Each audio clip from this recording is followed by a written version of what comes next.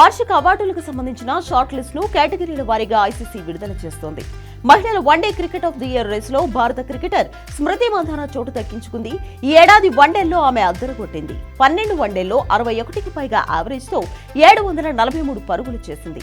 2024లో స్మృతి ఏకంగా 4 సెంచరీలు సాధించింది. సౌత్ ఆఫ్రికాతో సొంత గడ్డపై జరిగిన వన్డే సిరీస్ లో దుమ్మురేపింది.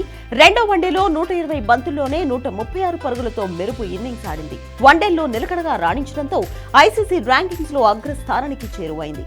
739 రేటింగ్ పాయింట్లతో స్మృతి రెండో ప్లేస్ లో నిలిచింది. కాగా స్మృతితో పాటు శ్రీలంక క్రికెటర్ చమారి ఆటపట్టు కూడా ICC one day cricketer award nominations లో చోటు దక్కించుకుంది. ఈ ఏడాది వన్డేల్లో ఆటపట్టు కూడా అద్భుతంగా రాణించింది. జాతీయ జట్టు తరపున 9 వన్డేల్లో 65కు పైగా యావరేజ్ తో 458 పరుగులు చేసింది. బంతితోనూ రాణించి 9 వికెట్లు పడగొట్టింది. సౌత్ ఆఫ్రికాపై విధ్వంసకర బ్యాటింగ్ తో ఏకంగా 195 పరుగులు చేసింది. ఆమె మెరుపు బ్యాటింగ్ తోనే లంక 301 పరుగుల టార్గెట్ ను సునాయాసంగా ఛేదించింది. ఇదిలా ఉంటే ఆస్ట్రేలియా ఆల్రౌండర్ అన్నాబెల్ సదర్లాండ్ కూడా నామినేట్ అయింది. సదర్లాండ్ 9 మ్యాచ్లలో 53 యావరేజ్ తో 369 పరుగులు చేయడంతో పాటు 13 వికెట్లు పడగొట్టింది.